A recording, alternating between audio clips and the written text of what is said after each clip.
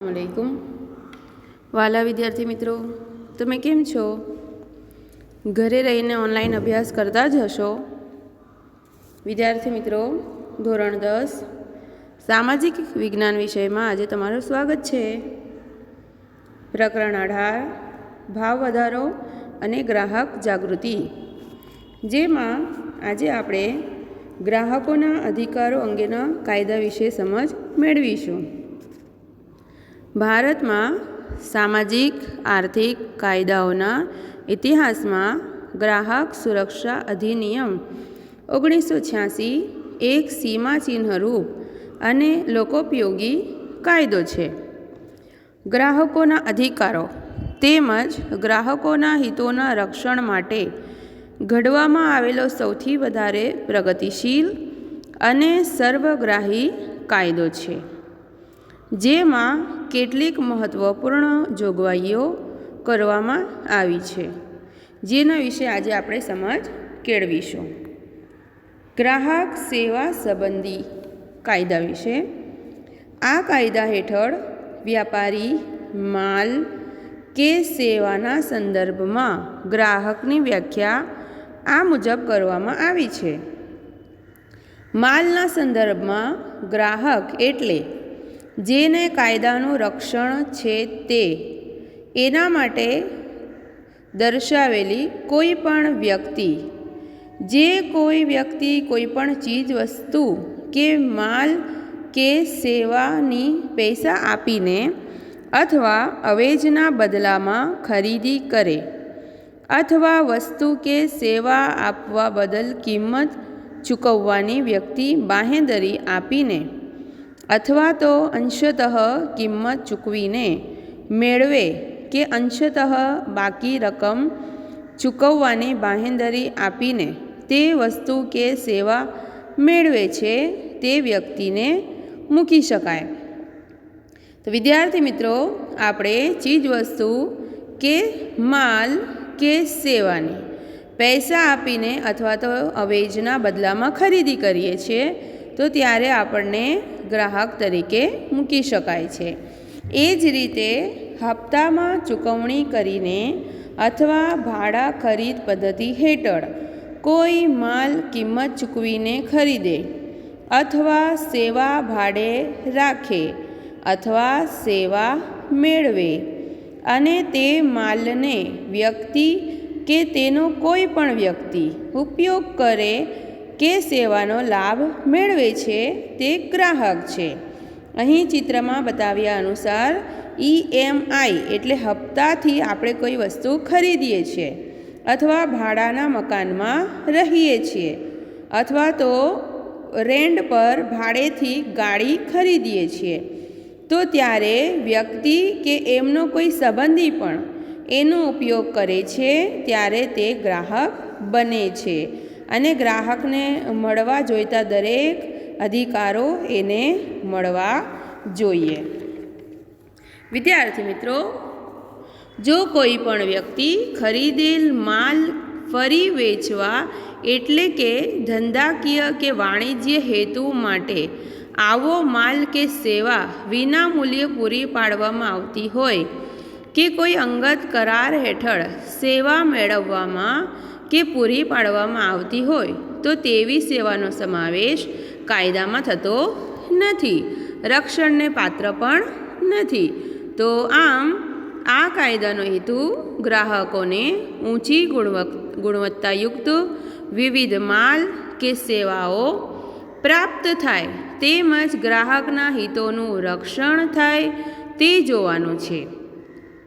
આ કાયદાની જોગવાઈ મુજબ માલ કે સેવાની ગુણવત્તા, પ્રકાર તેમજ કરાર અન્વયે કે પ્રવર્તમાન કાયદા મુજબ સેવા આપવાની રીત વિરુદ્ધ સેવામાં ખામી જણાય કે ઉણપ લાગે કે માલ હલકી કક્ષાનો ખામીયુક્ત જણાય તો ગ્રાહક કાયદા હેઠળ ફરિયાદ કરી શકે છે। આમ વિદ્યાર્થીઓ, આપણે પણ હાલથી જ આ ઉંમરથી જ ગ્રાહકોના અધિકારો વિશે સમજ લઈએ, જેનાથી આગળ જઈને પછતાવાનો વારો ન આવે। ગ્રાહકોના અધિકારો હકો બજારમાં મળતી વૈવિધ્યપૂર્ણ અનેક વસ્તુઓની જાણકારીના અભાવે ગ્રાહક વસ્તુની સાચી પસંદગીમાં ભૂલ કરે છે અને પોતે ખર્ચેલા નાણાંનું પૂરું વળતર મેળવી શકતો નથી. પોતે જે પૈસા ચૂકવે છે એની યોગ્ય વસ્તુ એને મળતી નથી. યા તો છેતરી નાખવામાં આવે છે, યા તો હલકી કક્ષાની વસ્તુ પૂરી પાડવામાં આવે છે. કેટલીક વાર તો મોલમાં પડેલો જૂનો માલ પણ સેલના નામે વેચી નાખવામાં આવતો હોય છે. તેના નાણાં વેડફાઈ જાય છે અને પોતે છેતરાઈ ગયોનો અફસોસ વ્યક્ત કરે છે. હલકી કક્ષાના બનાવટી ભેળસેળયુક્ત નીચી ગુણવત્તાવાળા ખાદ્ય પદાર્થો ખરીદીને અનેક રોગોને નોતરે છે, જેથી આગળ જતાં આરોગ્યને નુકસાન થાય છે. તોલમાપ કે ભેળસેળ અને બનાવટ, છેતરપિંડી, ભાવોમાં લૂંટફાટ અને ભ્રષ્ટાચારી અનૈતિક રીત રસમોથી સમાજનું નૈતિક ધોરણ નીચું જાય છે. ઉત્પાદકો વેપારીઓ બંને પોતાની ઉત્પાદિત ચીજવસ્તુઓના ભાવ, સંગ્રહ, ગુણવત્તામાં એકરૂપતા અને પારદર્શિતા રાખે તે માટે કાયદામાં જોગવાઈઓ કરી છે. આ જોગવાઈઓથી ગ્રાહક જાગૃત બને અને ગ્રાહકને છેતરવાની વિવિધ તરકીબો, ખોટી રીત રસમો સામે લડત શી રીતે આપી શકાય તેનું શિક્ષણ અને વિવિધ ઉપાયોની સમજ આપવાના કેટલાક અધિકારો આ ધારામાં આપવામાં આવ્યા છે. આ અધિકારોનું રક્ષણ કરવું એ ગ્રાહક જાગૃતિનો મુખ્ય ઉદ્દેશ છે. કાયદા હેઠળ ગ્રાહકોને 6 અધિકારો આપવામાં આવ્યા છે. વિદ્યાર્થી મિત્રો, ચાલો આપણે પણ આ 6 અધિકારો વિશે માહિતી લઈએ અને જીવનભર યાદ રાખીએ, પોતાના ઘરના લોકોને પણ માહિતી આપીએ. એમાં પ્રથમ આવશે સલામતીનો અધિકાર. આપણે જે કોઈ વસ્તુ લઈએ છીએ તે આપણા આરોગ્ય માટે સારી છે કે નહીં તેનો અધિકાર. જે ઉત્પાદન પ્રક્રિયાના અંતે ચીજ વસ્તુઓ કે સેવાઓથી ગ્રાહકના જાન સામે જોખમ હોય કે આરોગ્યને હાનિ કરતા હોય તો તેની સામે રક્ષણ કે સલામતી મેળવવાનો અધિકાર છે. આ અધિકાર દ્વારા ભૌતિક પર્યાવરણની સુરક્ષા અને જીવનની ગુણવત્તાની સલામતી મેળવવાનો છે. આપણા આરોગ્ય સામે અગર નુકસાન ઊભું થાય તો આપણને રક્ષણ મેળવવાનો અધિકાર મળ્યો છે. બીજું છે માહિતી મેળવવાનો અધિકાર. ગ્રાહકને માલ અને સેવાની ગુણવત્તા, જથ્થો, ક્ષમતા, શુદ્ધતા, ધોરણ, વપરાશ, કિંમત વગેરે બાબતોની જાણકારી હોવી જોઈએ, જેથી તે બજારમાં વેપારીઓની ગેરરીતિથી કે ભ્રષ્ટ રીત રસમોથી બચી શકે. આ માહિતી મેળવવાના અધિકાર દ્વારા ગ્રાહક શાણપણ અને જવાબદારીપૂર્વક વર્તન કરે છે. ગ્રાહકને માહિતી લેબલમાંથી, પેકિંગ પરથી, જાહેર ખબરો, ભાવપત્રકો, સરકારી જાહેર ખબરો અને અહેવાલો પરથી મળી શકે છે. વિદ્યાર્થી મિત્રો, આટલી બધી જગ્યાએથી આપણને માહિતી મળે છે, પરંતુ હવે તો આપણે જ જાગવાની જરૂરત છે. ત્રીજું આવશે પસંદગી કરવાનો અધિકાર.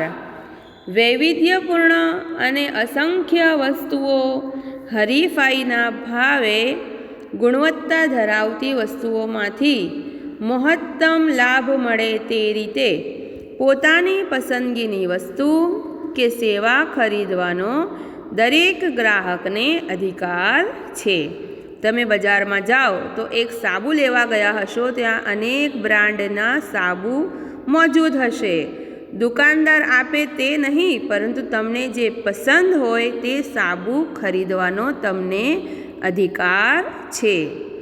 પસંદગીનો અધિકાર એટલે ગ્રાહકને વસ્તુ વાજબી કિંમતે, સંતોષપ્રદ સેવા અને ગુણવત્તાની ખાતરી આપવાનો છે. વિવિધ પ્રકારની અનેક વસ્તુઓમાંથી ગ્રાહકને પોતાને ખૂબ જ અનુકૂળ આવતી વસ્તુઓ પસંદ કરવાની સ્વતંત્રતા આ અધિકાર આપે છે. ચોથો અધિકાર છે રજૂઆત કરવાનો અધિકાર. ગ્રાહકોના હકો અને હિતોના રક્ષણ કરવા તથા ગ્રાહકની ફરિયાદો કે હિતો સંબંધી બાબતોની યોગ્ય કક્ષાએ રજૂઆત કરવી તથા અંતે તે અંગે યોગ્ય વિચારણા કરવામાં આવે એવી વ્યવસ્થા ઊભી કરવી અને ગ્રાહકોના કલ્યાણ સંબંધી વિચારણા હાથ ધરવા માટે ગ્રાહકોના બિનરાજકીય બિનધંધાકીય ધોરણોએ ગ્રાહક મંડળો રચવામાં આવે અને તેમાં ગ્રાહકોના પ્રતિનિધિઓને સ્થાન આપીને તેમની રજૂઆતોને સાંભળવાની વ્યવસ્થા ઊભી કરવામાં કાયદા હેઠળ જોગવાઈ કરી છે. તો વિદ્યાર્થી મિત્રો, લોકો દ્વારા જ બિનધંધાકીય ધોરણે એટલે કે કલ્યાણ હેતુથી આ ગ્રાહક સુરક્ષા મંડળો ઊભા કરવા અને લોકોમાંથી જ કોઈ પ્રતિનિધિ ચૂંટવા અને તે લોકોની ફરિયાદો સાંભળે અને તેનું યોગ્ય નિરાકરણ લાવે. ફરિયાદ કર્યા બાદ ફરિયાદ નિવારણનો અધિકાર આવશે.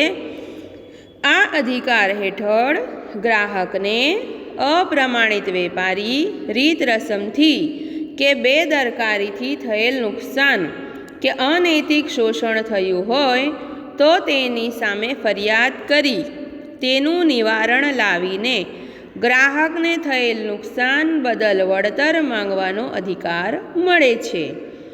વળતર એટલે કે બદલો, એટલે તમને જે નુકસાન થયું હોય તમે રજૂઆત તો કરી અને રજૂઆત બાદ અગર તમે સાચા છો તો તમને એનો જે સારો બદલો છે તે મળશે અને વેપારીને યોગ્ય દંડ કે સજા થશે. તેનું નિવારણ લાવીને ગ્રાહકને થયેલ નુકસાન બદલ વળતર માંગવાનો અધિકાર બક્ષે છે. આ વળતરમાં માલ બદલી આપવો, પાછો લઈ લેવો, પૈસા પાછા આપવા, ચાર્જ વસૂલ કરવા વિના સમારકામ કરી આપવું, આવી એક કે એકથી વધુ રાહતો વળતર રૂપે તમે માંગી શકો છો. ગ્રાહક વળતર માંગે કે ન માંગે પણ રાહત કે વળતર મેળવવા કાયદા હેઠળ હકદાર છે. ઘણા ગ્રાહકોને આ હકનો વિશે ખબર જ નથી, એટલે વિચારો એમને કેટલું નુકસાન થઈ રહ્યું છે. એટલે વિદ્યાર્થીઓ, તમને ગ્રાહક સમજીને આ પાઠ ભણાવવામાં આવી રહ્યું છે કે જ્યારે તમે ગ્રાહક તરીકે બજારમાં વસ્તુ લેવા જાઓ ત્યારે વેપારીની રીત રસમોથી છેતરાઈ ન જાઓ અને તમને જે કાયદો જે હક આપે છે એ હક વિશે પણ તમે જાણો. આપણે વસ્તુ બદલી શકીએ છીએ યા પૈસા પાછા પણ લઈ શકીએ છીએ યા ચાર્જ લીધા વગર એ વસ્તુ બગડી ગઈ હોય તો એને રિપેરિંગ પણ કરાવી શકીએ છીએ. આમાંથી આપણને જે ગમે તે વસ્તુ મેળવી શકીએ છીએ. તો આ જાણકારી તમારે હંમેશા યાદ રાખવી જોઈએ. છેલ્લે આવશે ગ્રાહક શિક્ષણ મેળવવાનો અધિકાર. ગ્રાહકને પણ શિક્ષણ મેળવવાનો અધિકાર છે. વિદ્યાર્થીઓ, તમે તો સ્કૂલમાં શિક્ષણ મેળવો જ છો, પરંતુ તમારા શિક્ષણ સિવાય ગ્રાહકોને પણ શિક્ષણ આપવાની જરૂર છે. તમે તો શિક્ષિત છો જ, પરંતુ ગ્રાહક તરીકે જે ભણેલા છે તે પણ અશિક્ષિત થઈ જતા હોય છે. અને ભારતની જે ગામડાની વસ્તી છે એ તો આપણે જાણીએ છીએ કે એ તો અશિક્ષિત છે જ, અજ્ઞાન છે જ. તો એમને પણ શિક્ષણ આપવાની ખૂબ જરૂર છે. અહીં આપણે સ્કૂલના શિક્ષણની નહીં પરંતુ ગ્રાહકને લગતા શિક્ષણની વાત કરીશું. આ અધિકાર ગ્રાહકને જીવનભર માહિતીસભર ગ્રાહક બનવા માટેની તમામ જાણકારી કે જ્ઞાન, ચતુરાઈ, ધૈર્ય અને કૌશલ્ય પ્રાપ્ત કરવા પ્રોત્સાહિત કરે છે. ગ્રાહકનું અજ્ઞાન, ગ્રામ વિસ્તારના ગ્રાહકોમાં તેમના અધિકારો વિશેની જાગૃતિનો અભાવ વગેરે ગ્રાહક શોષણના કારણો છે. શાળાઓમાં પણ આ અભ્યાસક્રમને સામેલ કરવામાં આવ્યો છે, જેમ તમે ભણી જ રહ્યા છો. એ સિવાય વિવિધ સંસ્થાઓની મિટિંગોમાં ગ્રાહક શિક્ષણ સંબંધી ચર્ચા સભા, પ્રદર્શનો, વાર્તાલાપ, કાર્યશિબિરો દ્વારા ગ્રાહક શિક્ષણની તાલીમ પૂરી પાડીને ગ્રાહકની કુશળતા વધે તેવા પ્રયત્નો કરવા જોઈએ, જેથી બજારમાં તે જાગૃત ગ્રાહક તરીકેની ફરજો અસરકારક રીતે અદા કરી શકે. એમાં ગ્રાહક શિક્ષણ મદદરૂપ બની શકે છે. વિદ્યાર્થી મિત્રો, આશા છે તમને ગ્રાહકોના અધિકારો, હકો જાણીને મજા આવી હશે. હવેથી તમે જ્યારે પણ શોપિંગ કરવા જશો યા તમારા પેરેન્ટ્સની સાથે જશો ત્યારે તમે એમને જરૂર ગ્રાહકોના અધિકારો વિશે માહિતગાર કરશો. ત્યાં સુધી જ્યારે આપણે બીજા ટોપિક સાથે મળીશું ત્યાં સુધી તમે ઘરે રહો, સ્વસ્થ રહો, જાગો ગ્રાહક જાગો અને અભ્યાસ કરતા જ રહો. એક વિદ્યાર્થીની પણ ફરજ છે કે પોતાના અભ્યાસને ક્યારેક પણ છોડે નહીં. એટલા માટે જ જાગો વિદ્યાર્થીઓ જાગો. ફરીથી મળીશું. આભાર.